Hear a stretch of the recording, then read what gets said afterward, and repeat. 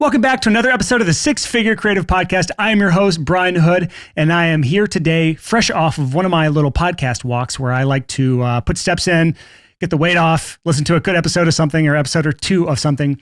And I was looking at my stats on my phone earlier, and I was in my health app that tells you how many steps you walked and the averages over a long period of time. I've actually averaged over 11,000 steps per day for like the last 6 months. And I realized the shoes I've been wearing for the last 6 months have like 600 miles on them at this point. And you're not supposed to wear shoes that are like more than 400 or 500 miles put on them because you start getting back issues from it. So I've got to order new shoes. I literally threw them away yesterday because of that. And now I've got to find some new shoes to buy. And if anyone has any recommendations of their favorite walking shoes that don't look ugly as hell, please send me an email or DM me on social media. Let me know what your favorite walking shoes are that don't look stupid. Why is it hard to find walking shoes that don't look stupid? Second thing is, walking that many miles a day allows me to listen to so many episodes of the podcast. And that's actually how we found our guest today, Ryan Koral, from a podcast called Grow Your Video Business.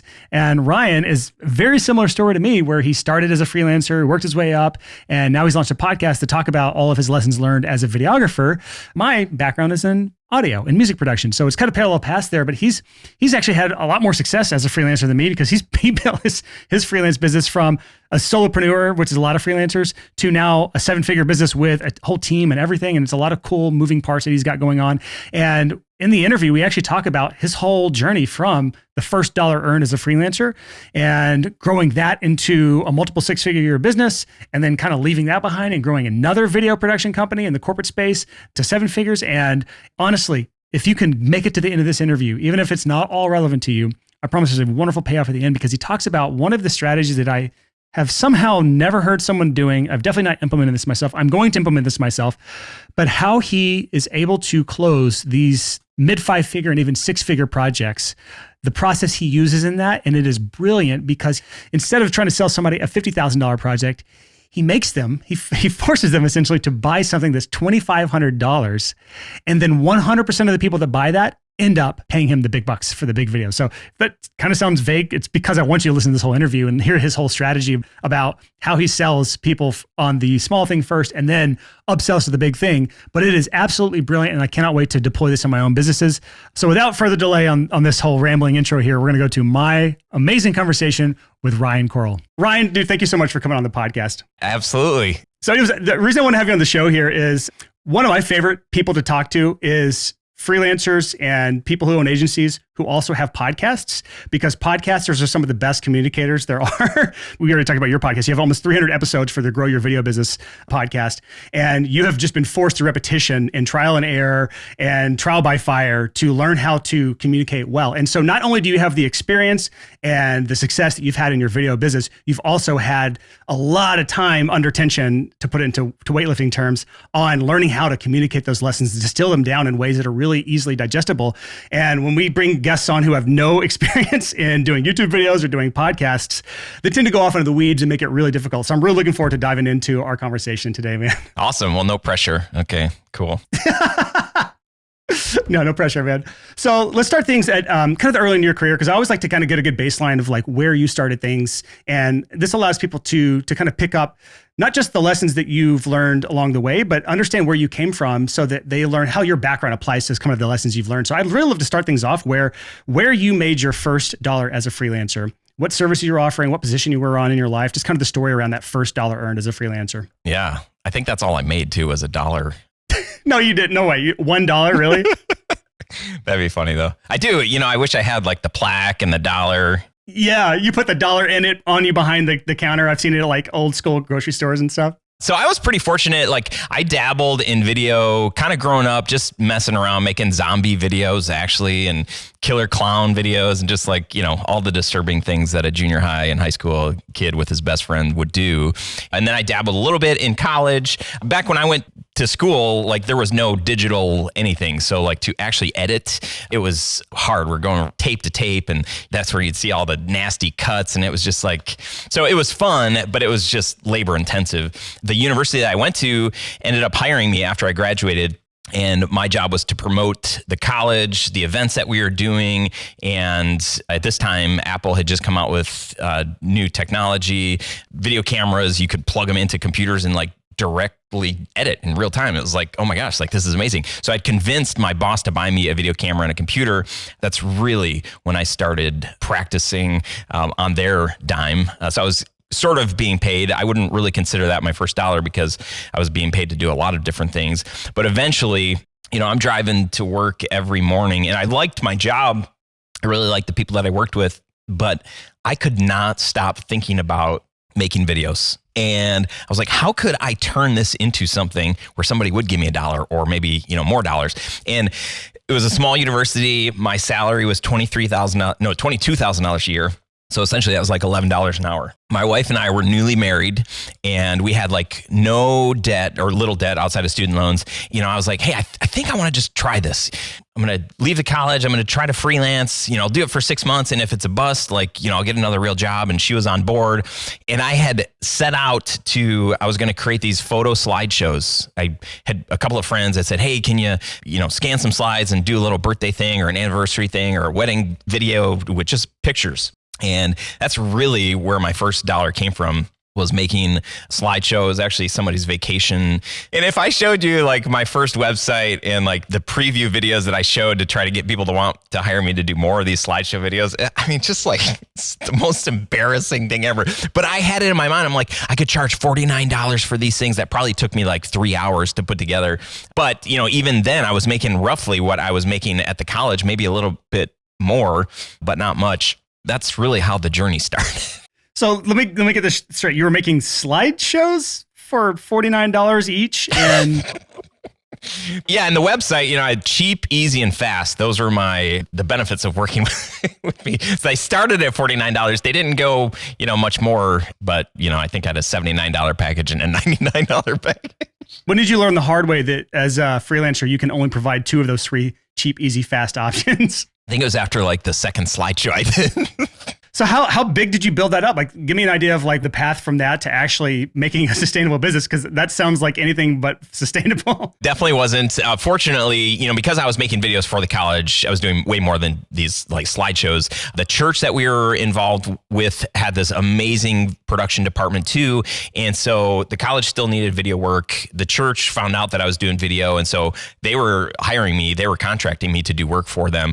So I was able to do like, what I would say like real stuff. I was capturing events and putting together little promo videos. Once I started doing that more, I was like, okay, this is really what I want to do. I was just trying to think of what I thought might be sustainable were these slideshows where I'm like, well, everybody's going to, everybody has a birthday, everybody has an anniversary, and these, 5-minute videos, these would be really helpful. But then I was realizing like, oh man, there's a whole world here that I could actually get clients doing this other work for, which was way more appealing. You eventually got into wedding videography and then you went on to corporate stuff, which we'll get into.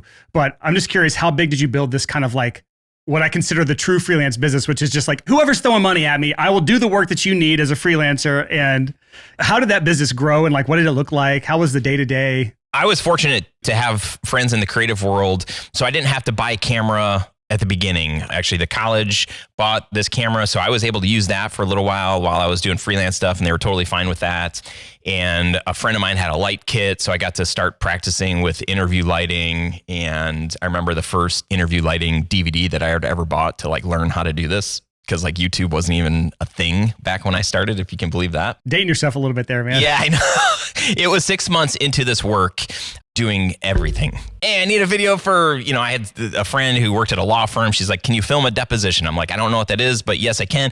She's like, how much will you charge? I was like, I don't know, $25 an hour. She's like, can you just charge us $100 an hour? And I was like, are you serious? Like, I thought I was going to be rich, man. So it was 6 months of doing literally like just all sorts of jobs.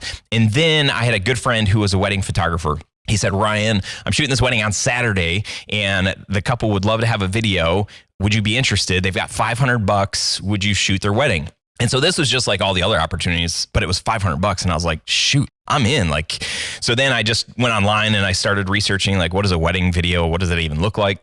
And I had a good idea. I shot the wedding, blew the couple away because I was at the fanciest wedding that I'd ever been in my entire life. So everything was like eye candy to me. And so I just shot all this beautiful stuff, had mics for the vows and created this like 5-minute like highlight piece it was pretty. I look at it now and I would probably barf because it's just like so bad. But back then, and for $500 for this couple, you know, they had like probably no expectations that it would be good at all. But I was pretty good at what I was doing.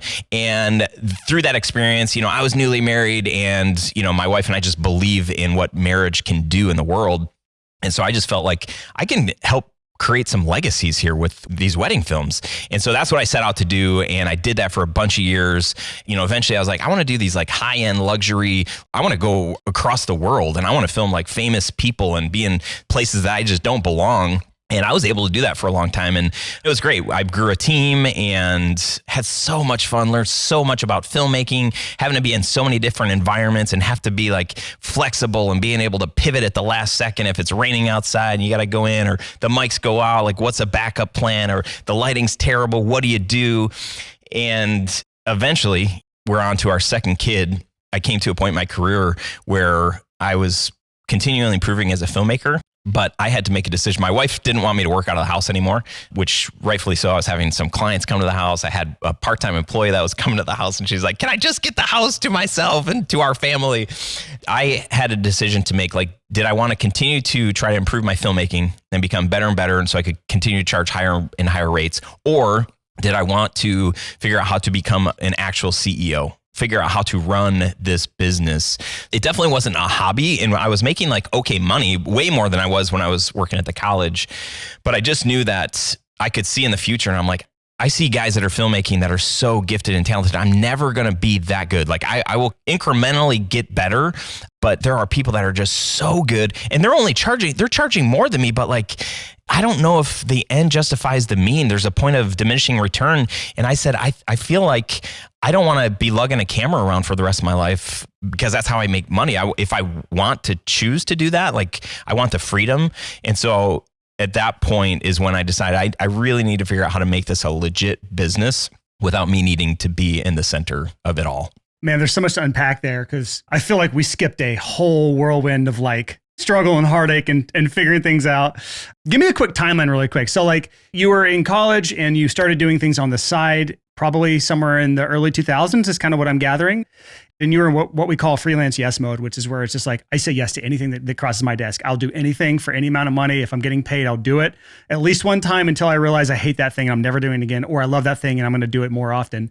And eventually you got offered this $500 wedding video project, which if any wedding photographers or videographers listening right now, they're probably shaking their head thinking, no, not $500. That's way undercharging for what amount of work goes into those things, because not only is it a full day of shooting, there's like multiple days or weeks of editing on the back end, because we had one of those videos made for us as well for our wedding that we had back in 2018. And it's one of my favorite pieces that came from that wedding, because it's so much emotion wrapped up into one 4 to 5 minute video. And it's amazing to go back and watch. And I can't wait to watch it with my kids if we end up having kids someday.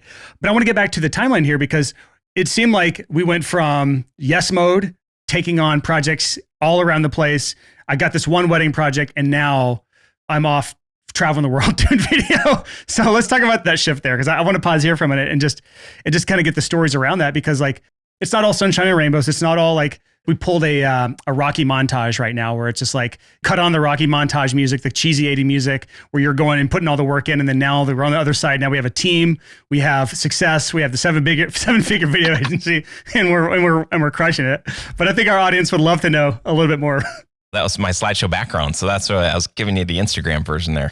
That's exactly it. So let's chat really quick about kind of timelines there that led up to going from like that first $500 video from weddings to what you did from there, kind of some of the pieces of the puzzle there up until you started actually hiring a team. Because I feel like there's a lot of good juicy meat on that bone still. So, you know, I shot that wedding and I was like, this is what I want to do. So we built the brand around that. So that was in 2005 is when I shot my first wedding. And I think one of the best things I ever did in my business was I was always open to like taking people out to lunch and taking people out to coffee to ask them questions about their business. So I was taking out photographers and coordinators and other video people, and I got plugged into a video association here in Michigan, and never wanted to be the smartest person in the room, always wanted to be learning and growing. And so fortunate in doing that, I got so much referral work early on, because they're like, hey, here's this young kid. He's like hungry and he seems kind of nice. He's kind of weird too, but you know, I'm busy on this wedding. I'll hand it over to him. Or, you know, photographers like, man, I would love to work with this guy. So at the beginning of doing weddings, when I niched down and I started connecting with other people in the industry, I felt like I just got catapulted into this world. And, I was getting referrals like crazy right out of the gate. So that was great. And I was like, oh my gosh, this is like super fun and exciting. Challenge that came with that was if I shot 3 or 4 weddings in a month, that's only like 3 or 4 days of shooting. But then, like you're saying, like we would easily spend at least a week editing a wedding video. So it quickly became a thing where I can't be in 2 places at once. I asked my wife, I'm like, hey, will you shoot this wedding with me? It'd be super fun. It'll be kind of romantic. And boy, was I wrong. I'm sitting here smirking, knowing that's not going to end well. We've just decided, my wife and I don't hire my wife for anything in my business, and she doesn't hire me for anything in her business.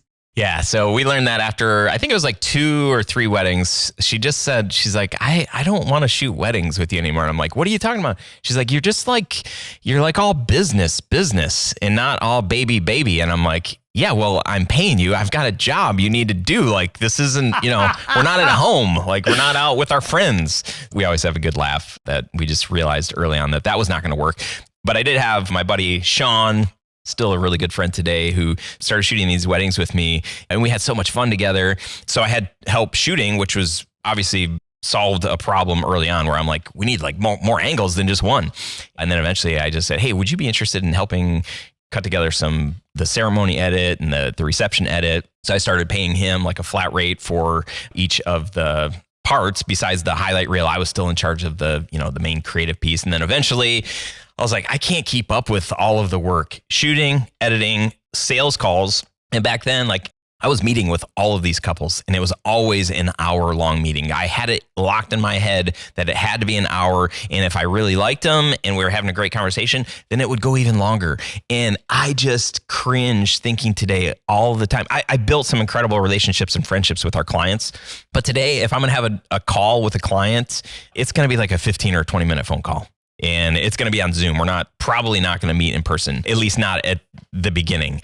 It's like so much time that goes into building anything, the craft, but then like, okay, how do I find more work? And I've got to continue networking. And then this association wants me to be on the board. Your time just gets spread so thin. Quick side story here. I had a guy we're trying to get a gas line installed at our house. And I know this guy, he's in our community.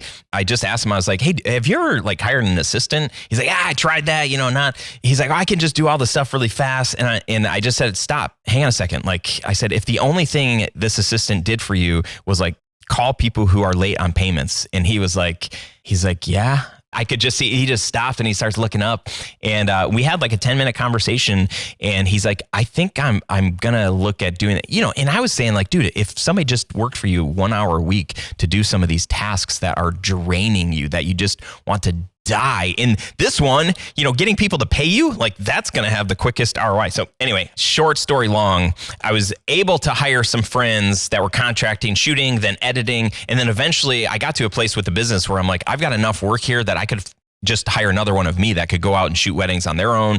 And so I did that. I hired my first full-time employee. I think it was 3 years into the business. And that was great at first. And then this guy was with me for, I think, 3 years. I didn't set the proper expectations when we started working together, I guess, but he kind of thought he was like a co-owner of the company. There were things that I needed him and wanted him to do. And he just kind of felt that eventually at some point he felt above that. And that was really hard and really awkward. That was like one of the toughest seasons in my business, because as I was doing that, I had a couple other employees. We hired an intern, and then we hired a couple other people. And he was basically just becoming like this poison that was like speaking into this culture. And it was a small culture. There's like 5 of us, but I had like 3 people I felt like they were against me. And I was like, this is not fun at all. Again, long story longer here. We've really focused hard on weddings for about 7 years before we kind of made this pivot to say like, how can we make more money? How can we grow this thing? And maybe we need to look outside of just doing weddings. And that's when we launched our corporate brand, and the business started taking a different direction at that point. I think this is a really good place to pause and reflect on a few things, because you brought up so many great talking points through that whole story. One of those that I wanted to go back on that you said earlier, really early on in our conversation, is as if we've been talking for hours here. It's like 10 minutes ago, you mentioned that you looked to all these people around you and how great they were at their craft. And you just noticed that like the amount of work it would take to get to that level was not worth the amount of time from a business standpoint. We're not talking about just creativity for creativity's sake and just for a hobby's sake, but we're talking just dollars and cents in a business. It did not make sense to put that much time, effort, and energy getting those diminishing returns. And so what you did instead, from what it seems like, is instead of spending time, effort, energy, and money on increasing my skills, you said, I'm going to spend time, effort, energy hiring a team. Yeah, no, that's exactly it. I love that conversation because there's so many reasons people fail to grow their business. And one of those is they don't have the skills.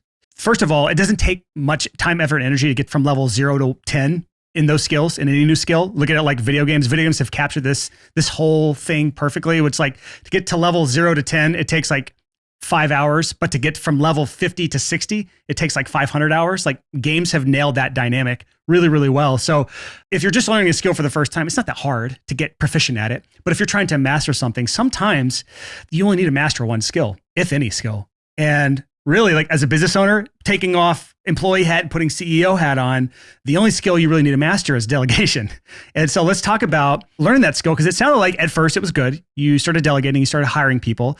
Do you remember the revenue of your business before you actually started to hire people? When I hired my first full-time employee, I think company revenue was probably like 140,000, maybe 150,000. And I've seen people hire anywhere from like the 50, 60,000 range, some like part-time, just a few hours a week kind of assistant role, or even like a executive assistant or online assistant. And then I've seen people take on full-time roles at that $100,000 to $200,000 range. My background in the audio engineering studio world, that rarely happened because there's such a cap on how big you can grow those businesses. But like in other worlds, it just seems way more common to just start scaling team around the multiple six-figure mark.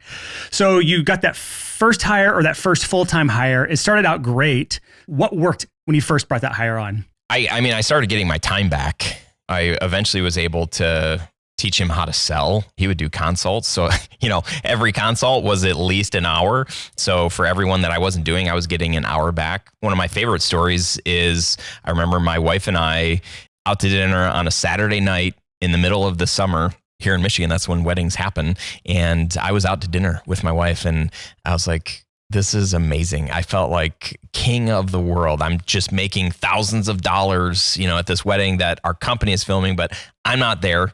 I'm hanging out with one of my favorite people in the entire world. So this is like a win-win. Yeah, I had to launch an Airbnb business to ever have that feeling. Yeah. So in that moment, I realized this is working.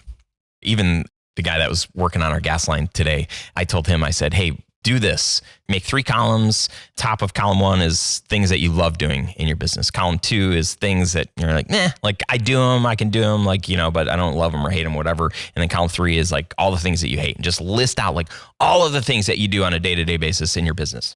For me, one of the things that took the most time and that I hated so much was burning DVDs. There were so many things that could go wrong in burning a DVD. For our younger listeners, that was a disc-like object that we used to put videos on before there was the internet and high-speed internet, at least. And so on these disc-like things, they're kind of like UFOs. Yep, they're like UFOs. So you could print on them. There were just like 20 different ways that you put it in the player and you hit play in the menu and you spelled something wrong on the DVD menu. So then you'd have to go all the way back to the DVD program, fix the thing, re-export, reprint, re-watch to make sure there's no glitch. I mean, it was like so labor intensive. I created a step-by-step. Here is how you burn a DVD. Here's how you print it. Here's how you watch it. Make sure that there's no errors. And when I did that, I was like, this thing that I just made right here, copy, rinse, repeat, keep doing this in every area of my business, and it became addicting to like think through what are some of the other things I don't like doing in my business. And those were the first things that I started handing off to my full-time employee, which is probably why eventually he ended up hating me because he was doing all the things that I didn't want to do. He's like, I thought this was going to be more glamorous and all, where's all the filming? And he did do that as well. But where I learned that process of the 3 columns was from a book called Virtual Freedom by Chris Ducker. I don't know if you've ever read that. I have actually. Yes. I forgot that I have read that. So yeah, maybe that is where I got that. After reading that, I got my first assistant. He's been with me for the last 3 or 4 years now, which is great. Actually, he's my second assistant. I had one for 2 years there as well. He was awesome as well. Now let's transition to what didn't work. Because like it sounded great at first, and then you said it kind of slowly got insidious. It was like a disease from inside out eating the business. I'm over dramatizing this, but like what went wrong? And then like, what did you have to do about this? Cause like a lot of people, this is exactly what happens. They make a hire. It doesn't go so well, usually because they didn't set their employee up for success. I'm not saying this that you did, but that's what most people fail here for. And then they say, oh, I tried hiring, it didn't work for me. And then they just continue being somebody who built a job for themselves instead of being the CEO of their freelance business for the rest of their lives. So what did you do about it? And how did you learn? Because obviously you have a team now. So like you learned from it. You didn't just shy away from it. This was like it was a dark period in my career, man. Don't make me go back there. I'm just kidding. Go there, go to the dark period. Cause I literally got an email today, someone saying like, hey, can you go into the struggles a bit more with people? I'm getting kind of tired hearing all the sunshine and rainbows and success of people. So like, this is why I'm digging into the struggle so much with you. You're my first person today that I've interviewed since getting that email. So sorry, you're going to get the deep end of it today. I was resenting this relationship so much so that I would drive to work to the studio and just be like, I am not looking forward to walking in and seeing this person. It was not healthy. But I also felt like I can't let him go because he's like risen up in the ranks. Like he's my first employee and he knows all the things. He can sell, he can shoot, he can edit, he can lead, he can, do all the things that I'm doing.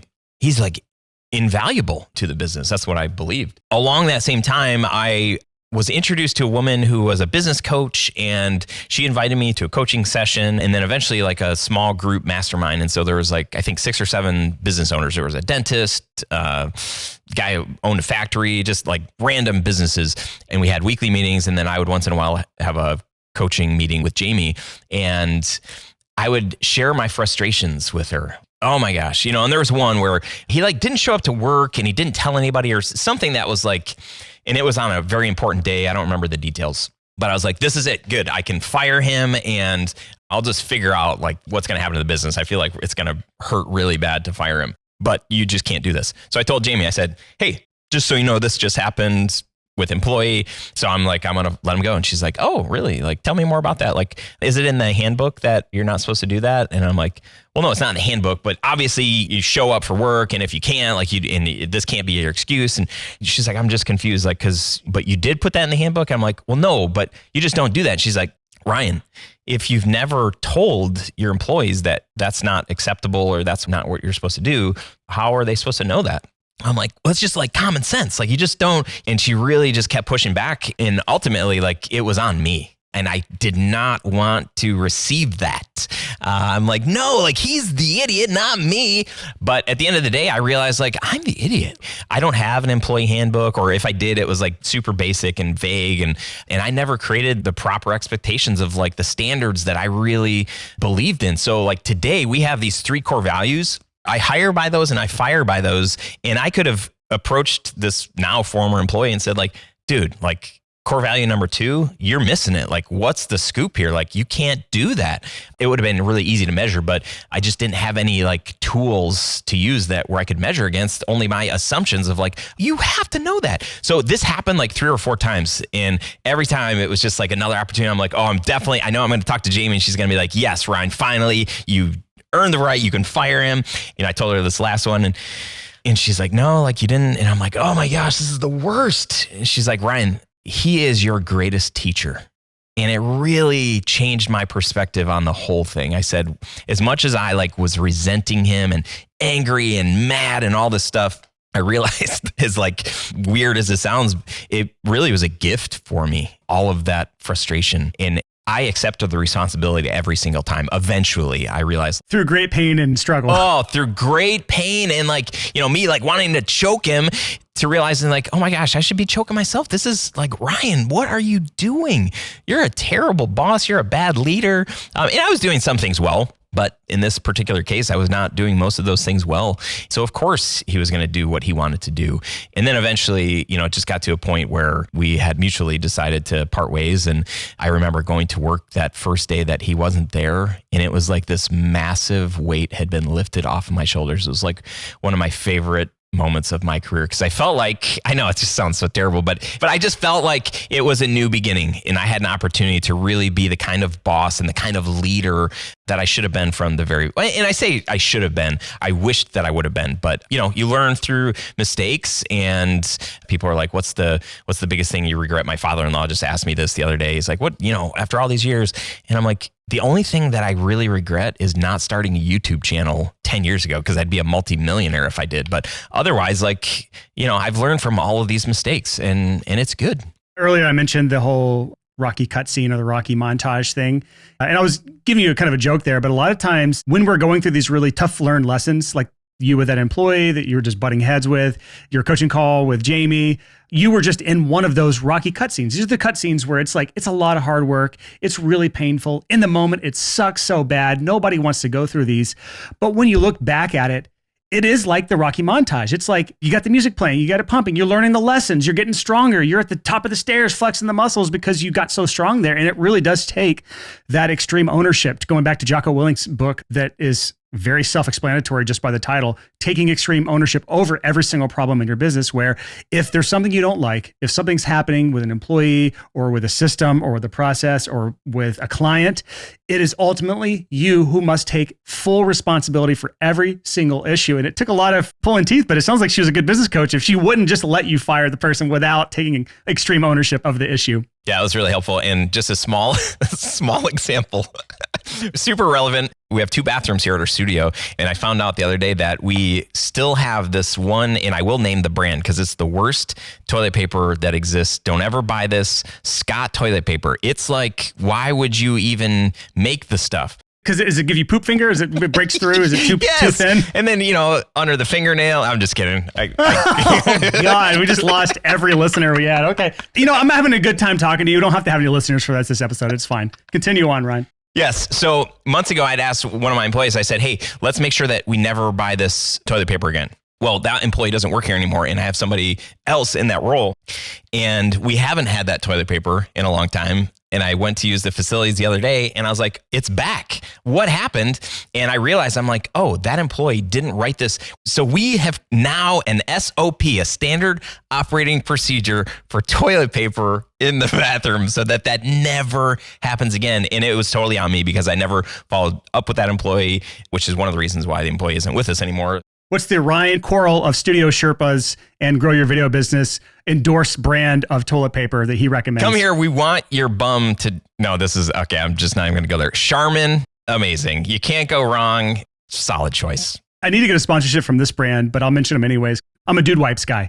Dude Wipes are the best thing that ever existed. We have the big packs of them here at the house, and then I keep the single serving guys in my backpack for travel. When you're traveling abroad, you never know what's going to happen. So get your Dude Wipes today at Amazon.com, and maybe there'll be an affiliate link for it in the episode if you want to go check those out. Let's get this back on track, Ryan. We're not going to get to the good part of this conversation if we keep talking like this. You eventually went on to build a corporate brand, which I think was your bigger business, I believe, just from what I'm gathering here. And I want to talk about that transition from the wedding videography brand into the corporate world. Let's just first talk about what made you make that transition in the first place. Well, faced with I had employees, and my wife and I, we lived in a humble house, and we had 2 kids, but we had bigger dreams. I'm like, man, it would be cool to have a big backyard, and it'd be cool to just not be starving artists is what, and I felt guilty for a long time, felt greedy. I just had bigger financial dreams.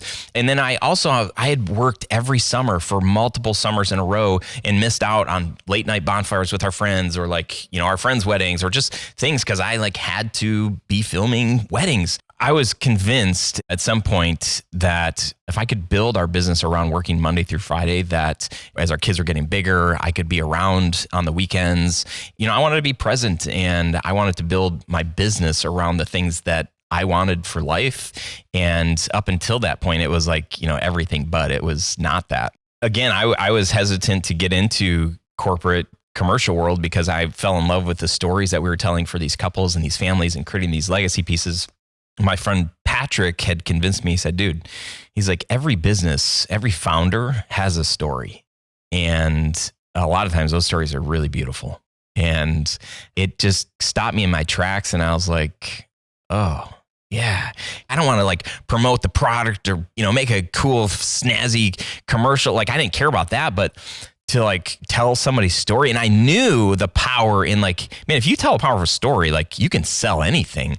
That to me, like an origin story or just a heartfelt, emotive thing that's real, I'll get behind that like all day long. So if there's a way to do that like often, so I was convinced that we could create this corporate brand where we told businesses stories and we worked with founders and told their stories and let that be the differentiator piece for those businesses. So we took all of the things that we learned in the world of wedding filmmaking and don't tell any of our corporate clients, but the work just got so much easier.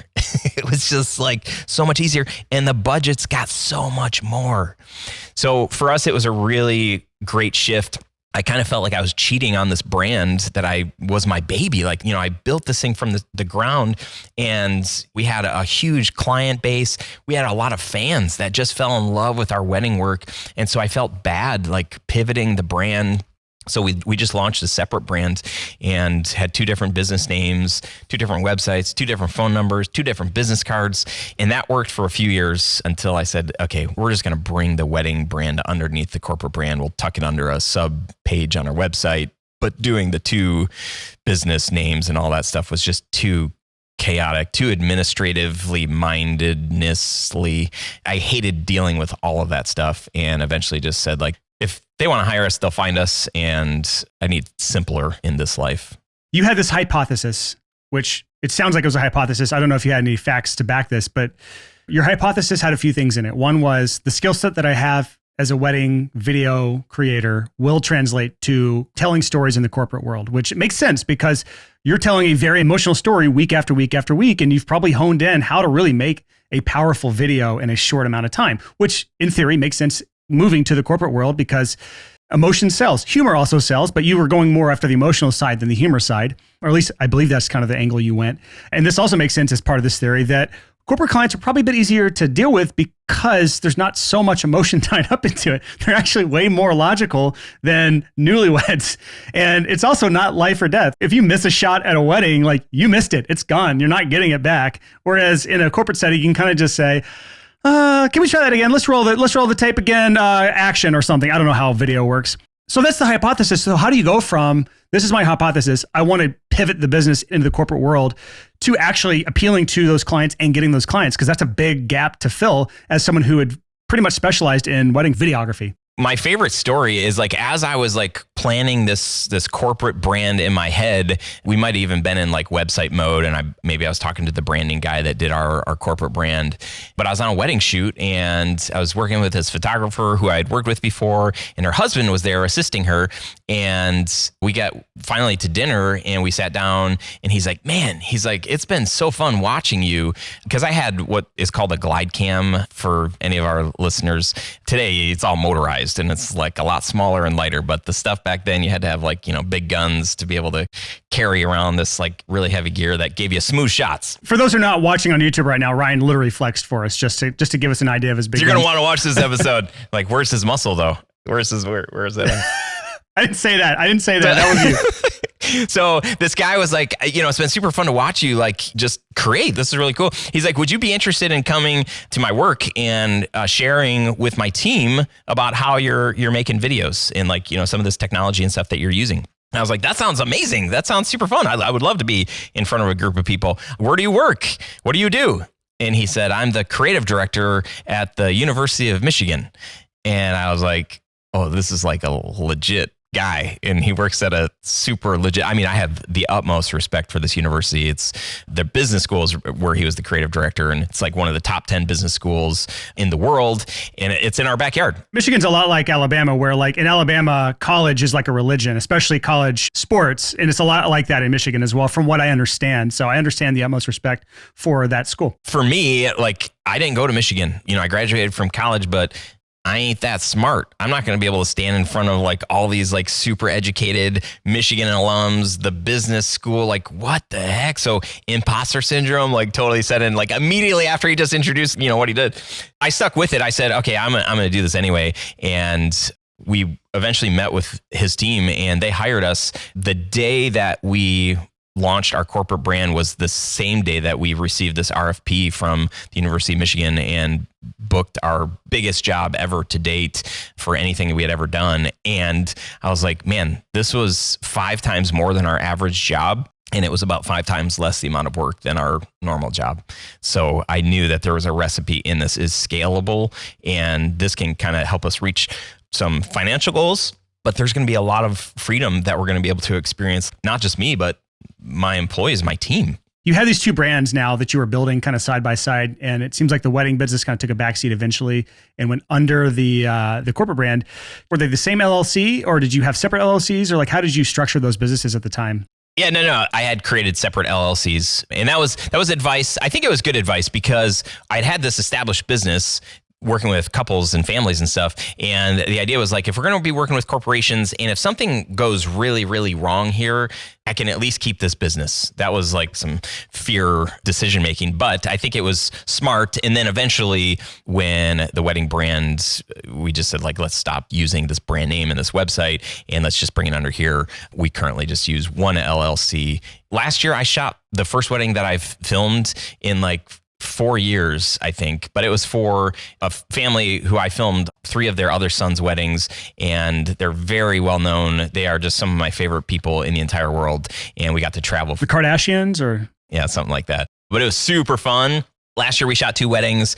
At our peak, our heyday, we were shooting like 40 weddings a year, but in the past like 4 to 5 years, we might shoot 1, 2, or 3 weddings a year. So it's not really, as much as I love it, and people ask me if weddings could be 5 days a week, Monday through Friday. If they could be Monday through Friday, 9 to 5, I would shoot them all the time. I love being in that environment. I love being with people in that space and creating those kind of stories for them, but they're not. Just going back to the shift into corporate work, what were you doing to appeal to those new clients? Because it was brand new niche. You didn't really have any credibility. You seem to have, in both instances, you got your foot in the door at the perfect time. In the corporate world and in the wedding videography world, you kind of had the foot in the door project. Did you do anything else to draw those clients, to build your credibility, to like increase their desire to want to work with you? Like, what were you doing to actually appeal to these corporate clients? Because like, again, these people are serious because they have serious budgets. They have decision makers. They have processes for selecting who they're going to work with. Like, they have so much more that goes into getting a client like that. And the typical freelance videographer can't just say, I'm going to go target corporate clients now.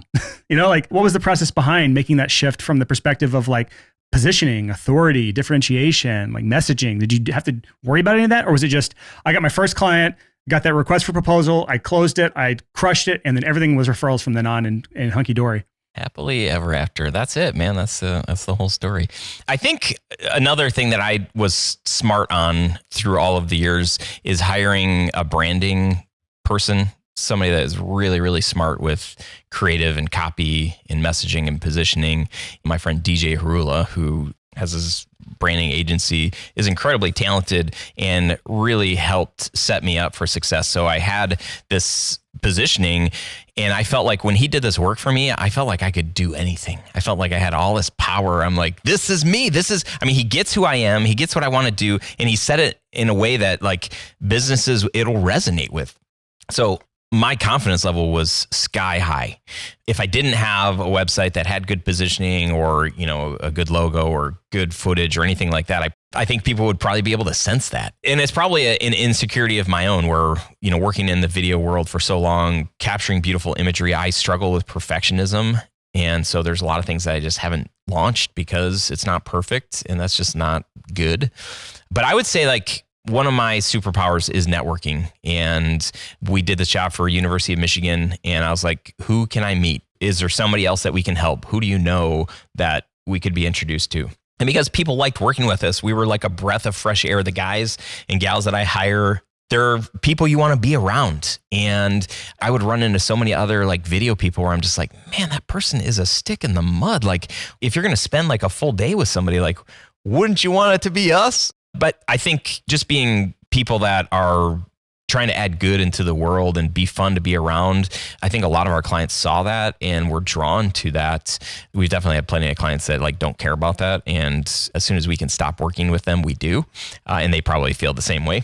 So I think, again, like connecting with people online, LinkedIn has been a place that I've lived for a long time, trying to make connections. And, you know, today I think my mindset is like, how can I add value I'm going to an event next week that I'm speaking at, but I'm going into this event with this mindset of like, who can I help at this event? What conversations can I have and can I make myself available? And I think I've tried to do that like over the years. I think I'm getting better at it, but I think that mindset has really helped other people want to like introduce me or not be afraid to say like, if he's not a good fit, he's not going to try to sucker you into anything. He's going to be honest. And so I don't think there's been like one thing. We've tried a bunch of, blogging, and I've launched a couple of different podcasts for that brand. And, there are things that have had some traction, but I think relationally, reaching out, not being afraid to put myself out there, making a video message and introducing myself to somebody, complimenting people, How to Win Friends and Influence People is that Dale Carnegie book. I read that early on, and I think some of that stuff stuck with me. And I was like, yeah, I can do that. I can just like try to be a nice guy and do excellent work. So I think putting myself out there, that has helped. I don't know. Is that helpful, or does that just sound like this guy sounds like a loser? Stop with the imposter syndrome, Ryan. So just to kind of sum that up, because it seems like that was the common theme for when you even went into any sort of video at first, is you were so adamant about meeting people in person, going to coffee shops, meetings with friends, and being a person that is known in freelancing, especially with creatives. That's one of the things that people tend to naturally struggle with, is just becoming known in general. Not even trying to sell somebody, just being known at all. And it seems like that's, again, you said it's a superpower you have. And I'd have to agree with that, is like, you're a very personable guy. Like, you're easy to get along with, you're easy to chat with. I'm having a good time talking with you. I can't believe we've already been talking for 59 minutes and 25 seconds, according to Riverside's recording right now. I'm having a good time. And that really translates to getting clients.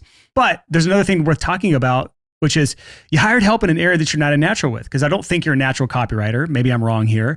You're not a natural branding guy, not a natural messaging guy. So you hired help on that. Can you talk through the process of working with somebody to create the messaging and branding and copywriting around your corporate brand and what that did for you guys? It's like one of my favorite topics, because early on I built my logo and I thought that's what the brand was. It was a cool logo. I tried to come up with a cool tagline, and I had like 5 different versions of that. And then I built my own website, and I figured out how to do all the things. I was saving all sorts of money by not hiring somebody. And then I was super fortunate that my friend DJ and I played in the band at church together. So we became friends, and he just saw a kid that needed some help. And he said, hey man, can I do like one of my branding sessions for you? And he's like, you don't need to pay me. And I was like, that sounds really cool. So I went through this session, and he asked me all these questions, like, tell me about your personality. Like, tell me, like, what do you love? Like, what are your goals and your hopes? And what's an ideal client? And all sorts of questions, all about me. And I love talking about me. This is really fun.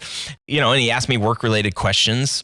And then he presents me with this document, like after a week or 2 weeks or something. And it's this whole like written up thing about me and about my business and how I'm like infused into this business. And I was like, this is the most beautiful thing. I would never be able to say these things about myself or articulate myself like in this way. It wasn't like fake. It was like, this is so well said and to the point. I'm a rambler. I'll just like keep going. And people are like, yeah, we got the point like 8 minutes ago. Like, just let's get on to the next thing. And so I just realized that in marketing, in messaging, like if you can be succinct and clear, you are going to be way ahead of other people. And then adding an element of design to that in a feel with like colors and fonts and like, those are like the extras, but the heart of it is like, well, what's the heartbeat? Who is this person? What do they care about? Like, how are they different? Like, why do they do this work? You get that clear. And then the other stuff is like, oh, that should be paired with like soft fonts or harsher colors. There are things that in design that go with the soul of a brand. And so when DJ did that work for me in both brands, I just felt like I could sell anything to anyone because I didn't have to convince anybody. It was just like, this is us. This is me. This is why we do what we do. Just like, look at it, read it, watch the videos. Like, it's all there.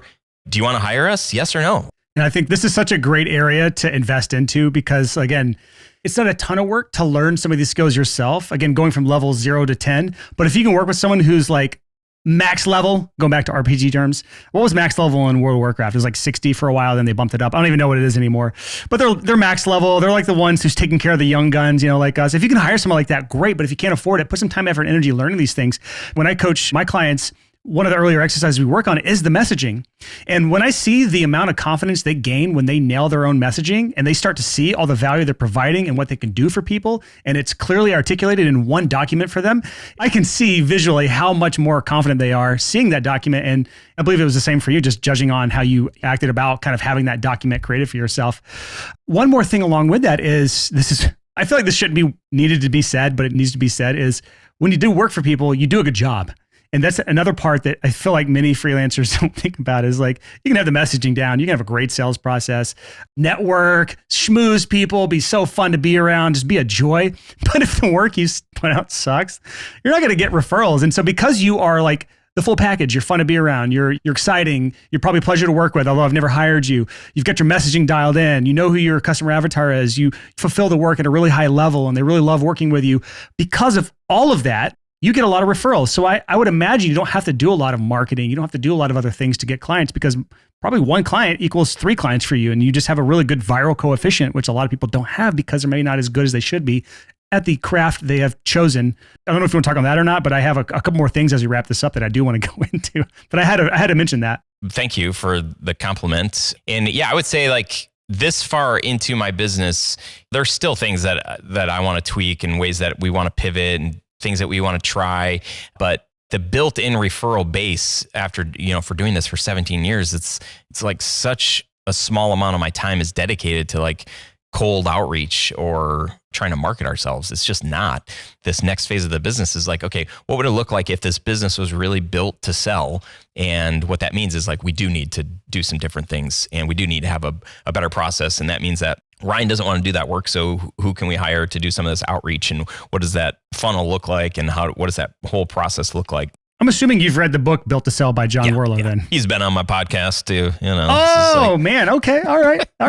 I never reached out to him. I just assumed because he's kind of more often in the space of selling businesses and working with business owners to sell their businesses, he's not interested to come on talk to us pleb freelancers. But that's one of the books that I always recommend freelancers read. Even if you don't have any interest in selling your business, it is an incredible journey to go through, because it's a parable. It's written in a really clear way of like understanding what he's trying to teach you through a story and in characters. And the whole lesson isn't necessarily to build a business to sell, but build a business that's such a pleasure to run that you don't even want to sell it. That's kind of the spoiler at the end of the book. But I do want to talk about one more area of your business that's worth diving into, and that is pricing. Corporate pricing is a dark art to me. It's a black box. I don't understand it. I've never worked with corporate clients before. So I'd love for you to chat about this. In the wedding world, there's kind of like a cap what you can charge. It's like, I don't know what you can charge. Do you remember what was the top you kind of got up to in the wedding world before you moved on to corporate? 25,000. 25. Really? Yeah. I lied. I don't know what I'm talking about anymore. That was like our whole wedding budget. So I'm surprised you could get that just for video. But okay, so you were in the higher end weddings, I imagine. Let's talk about the corporate stuff, because like, it seems like you don't have any issue throwing a big number out there and saying, this is what I charge, and standing behind it. Most freelancers are not psychos like you. And we struggle with throwing big numbers out there. So like, I can tell you right now, if I went to a corporate client and was offering services to them, I might be like, was 5,000 good to you? I don't know. Like, is that a lot? No. Like, they'll laugh at me, and they'll be like the person like your lawyer client who was like, can you just charge me 100 an hour? Because we're billing you plus some to our clients, and I don't want to bill 25. So let's talk about the pricing thing. What's your approach or your thesis on pricing for corporate clients? Yeah. Ooh, this is a great conversation. Something I'm very passionate about, because nobody charges as much as they should. And best advice I was ever given was like, double your prices. That's my most viral TikTok, is me just saying double your prices and then following it up with bad math, and you get 500,000 views on TikTok. That's the formula, guys. Yeah. So the guy that told me that, he's like, okay, I was at a workshop. He's like, now nobody's going to actually take that advice. So here's what you do. Raise your prices by $300 every time you get booked until bookings slow down. And I did that model, and I was like, man, we actually ended up doing more than doubling our price. Like, we should have done this a long time ago.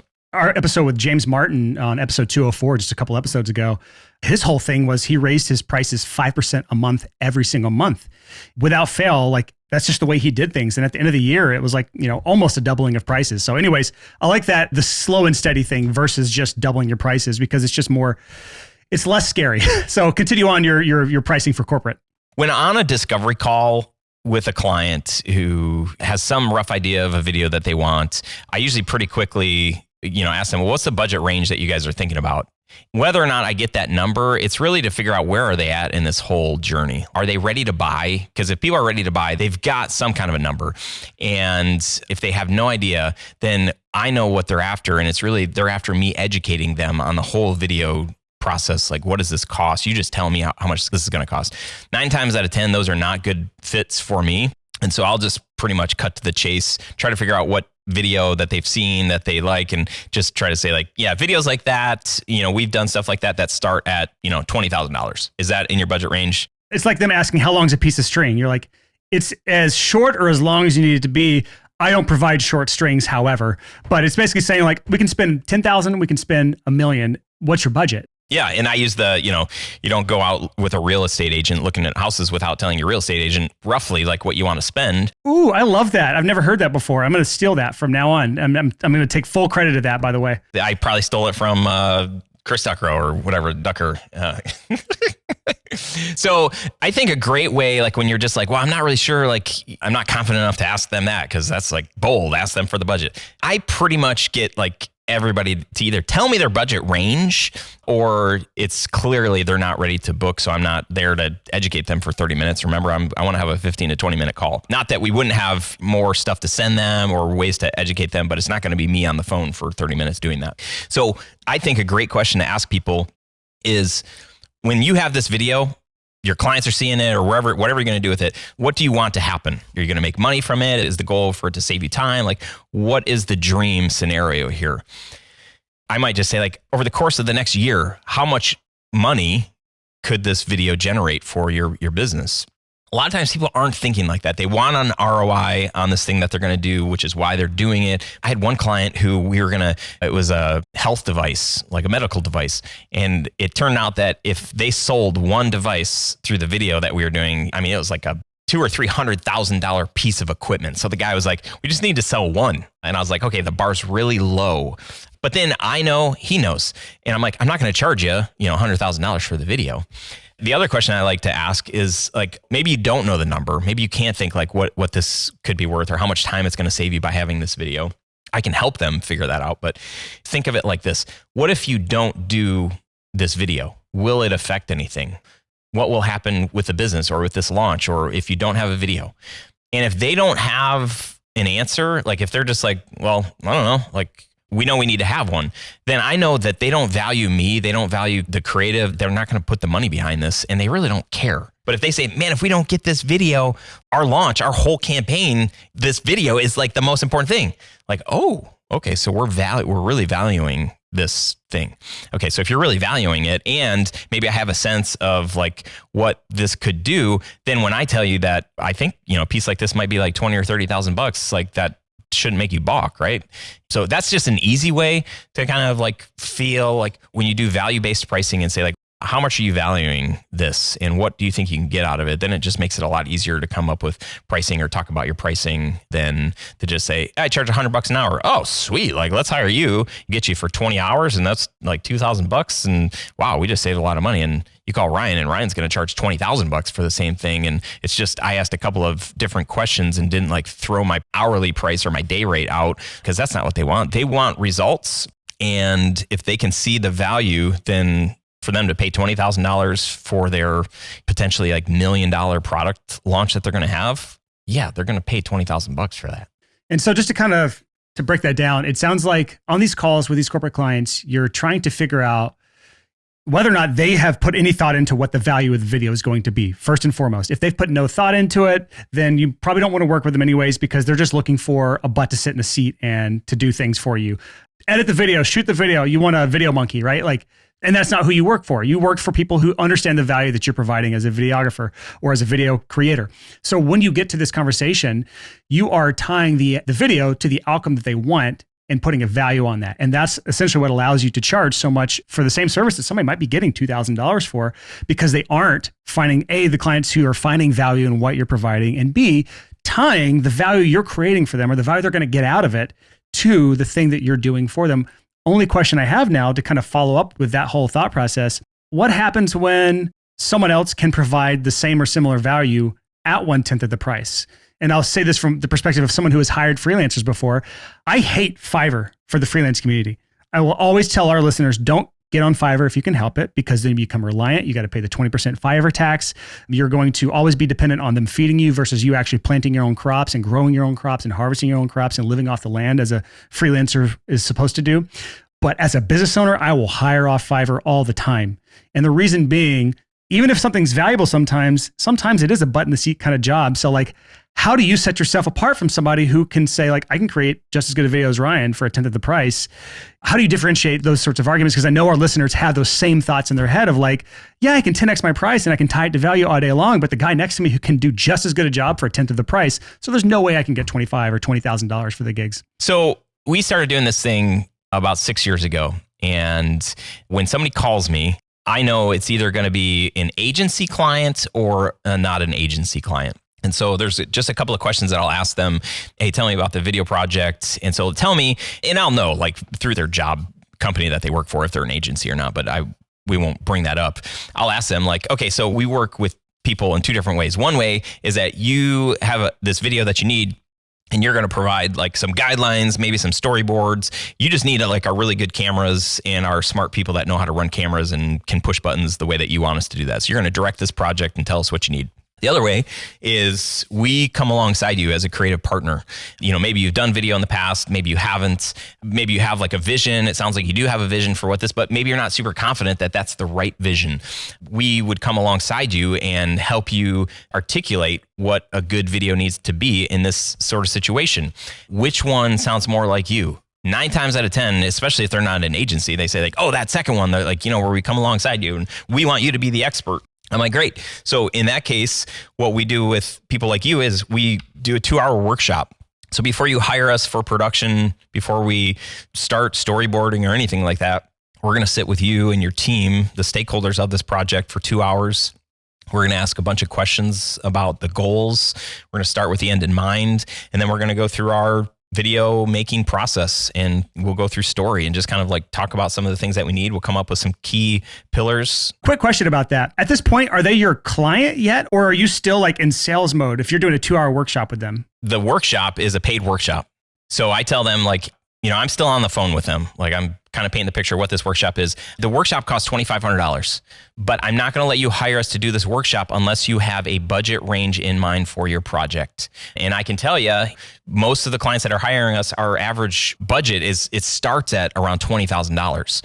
So if you don't have $20,000 at least for this project, and your project could cost $30,000, $40,000, $50,000, $100,000, but we just need to know like, what is your range? Because you shouldn't hire us for a $2,500 workshop if you only have $5,000 for your video. Like that just doesn't make any sense. So people will hire us to do this workshop. We sit with their team. We go through this whole process. From there, we create a blueprint. We're just regurgitating everything that we went over in this meeting with some creative context, maybe some sound design ideas or sample videos.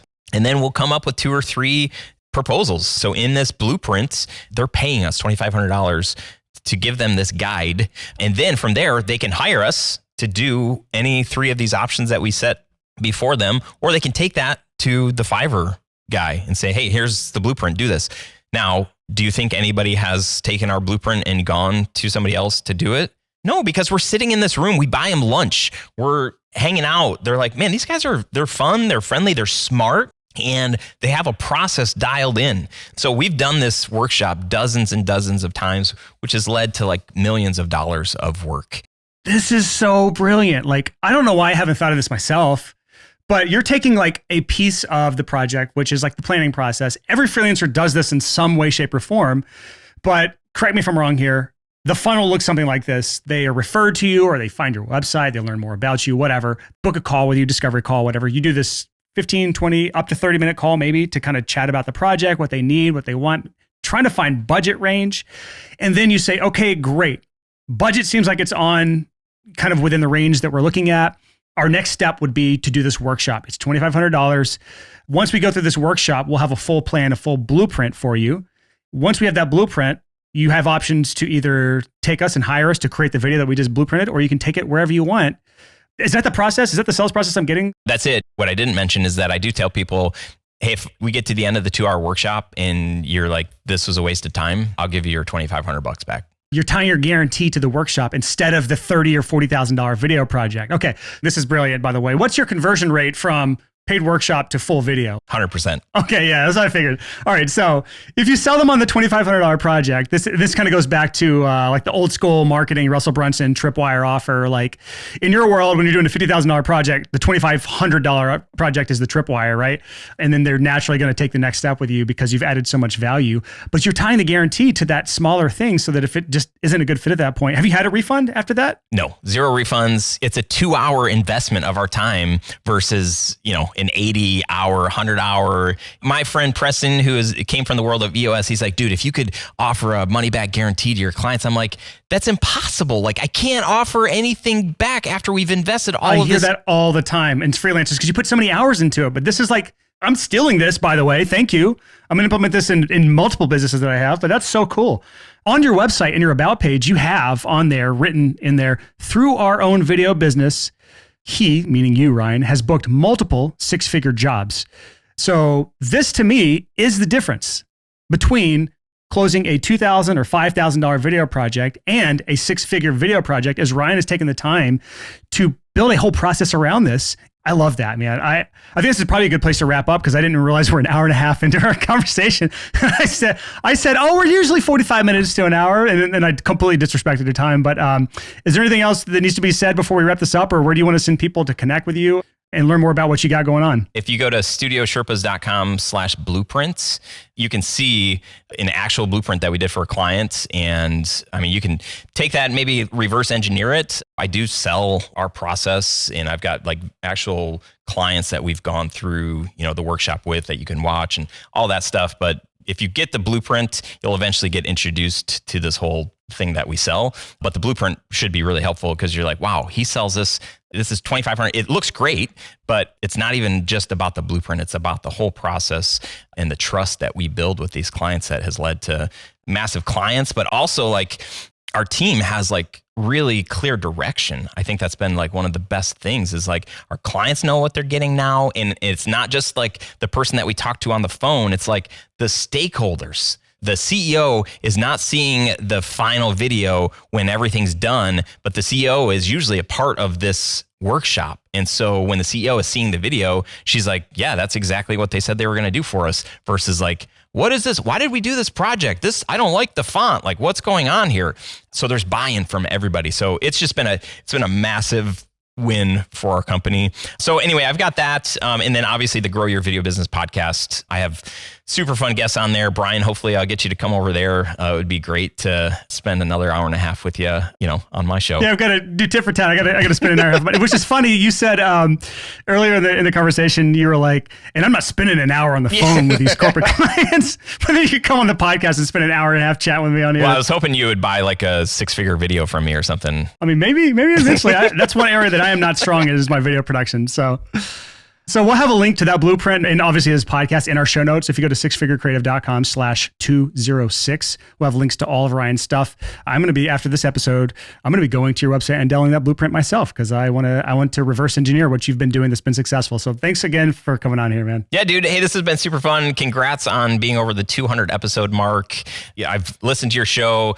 You have so many relevant topics. I know you're making a difference in a lot of people's lives. So thank you for doing that. Really just trying to up-level people's lives and their livelihood. I just think that's honorable work and appreciate what you're doing. I appreciate what you're doing, Ryan. I've been listening to your podcast recently as well, gearing up for this interview, and I love what you're doing over there as well, man. You're obviously a real good dude, and if you're in a mastermind with Graham Cochran, then... Oh, yeah. You guys know him. Yeah, that's fun. For years. I'm sure everyone knows that if anyone's associated with Graham is also a good person, so I'm glad to have you on, man. Thanks so much, Brian.